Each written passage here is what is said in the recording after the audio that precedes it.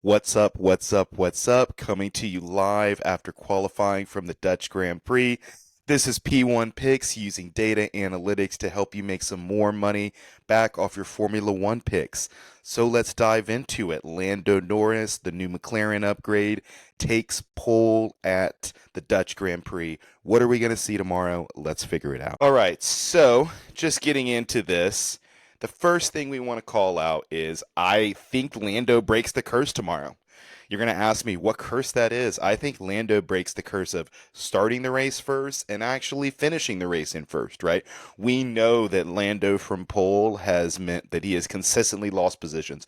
There has never been a race that Lando has started where he has also finished the first lap in first position. So let's be honest, I think Max is probably going to find a way to get ahead of Lando on the first lap. But just looking at the McLaren pace, if we look at FP2, if we look at FP3, McLaren's got really strong pace, right? And I think that with the more loaded rear wing that Max brought, I think they were really hoping that rain was going to happen today. They're in a little bit of trouble. I think potentially down the straights. So I think this is one where even if Lando doesn't necessarily like start off the race in first position, if he's not at first position at the end of lap one, everybody don't freak out. It's going to be okay.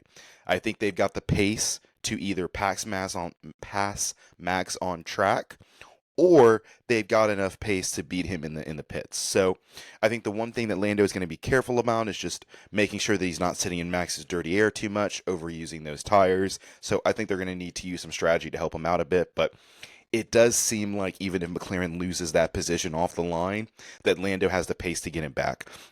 It does seem like the McLaren update, right? They've made some changes to the brake ducts. They've made some changes to the upper wishbones. It seems like they've helped more airflow get further through the car, and that's helping. It also seems like the updates that they've made to kind of the rear of the car to be able to help seal that floor is also helping as well. So I think part of this bet is, hey, the McLaren upgrade is working really well. It's delivering a lot of downforce. This is a high downforce track. They look to be about a tenth to 2/10 ahead of Red Bull. And even though Max is going to do some Max shit on the first lap, he's going to be super aggressive. It's his home Grand Prix. He wants to win. I still think Lando has the pace to be able to win this race over the entire stint. So, with that being said, I think we're going to go pretty heavy. Let's go ahead and double down on McLaren this weekend. I love this bet. This is probably going to be like, lock this in, my favorite bet of the weekend. Piastri is strong. I think Piastri's run in Q1, in Q3 doesn't necessarily show how strong he was. I think if you look to what he was doing in Q2, where he was, less than half a tenth behind Lando Norris, through that qualifying session, I think he's really got some fantastic pace. And I think, does he potentially have the ability to get in front of Max? I don't think so.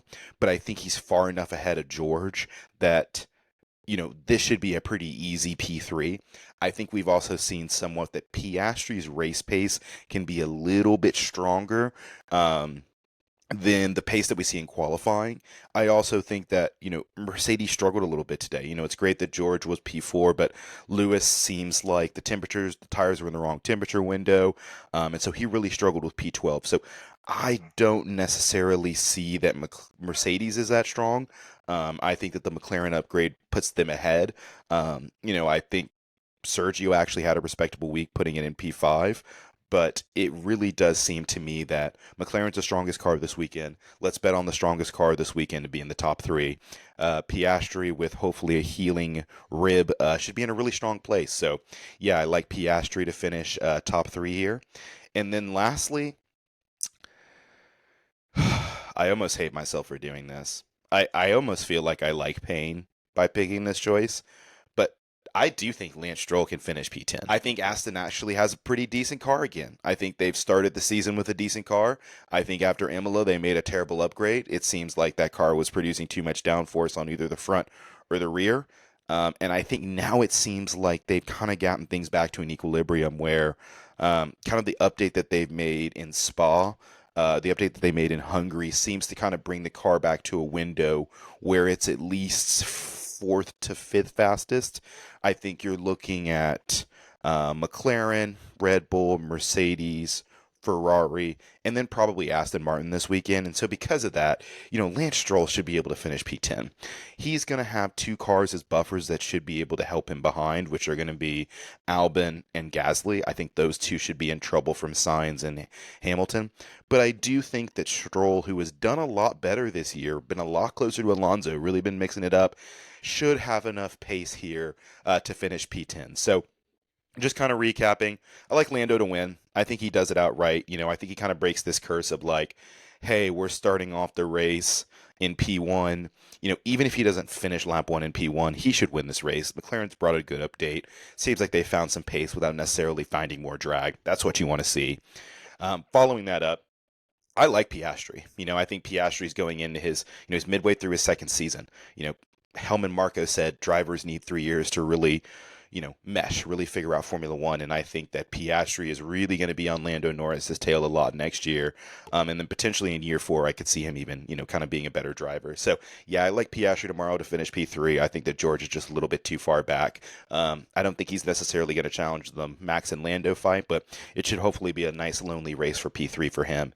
And then I always hate myself for picking Lance Stroll because he's Lance Stroll. But I will say that he's got the 5th fastest car. He's been a lot closer to Alonso this season at a track where it seems that pay driver commentary is actually kind of motivating Stroll to be a better driver. So at 165, minus 165, I like that a lot. I think that, Albon and Gasly protect him a little bit from the faster cars behind. And he still has the ability to finish P10. So let's make some money for the Dutch Grand Prix. Thank you guys for tuning in. We are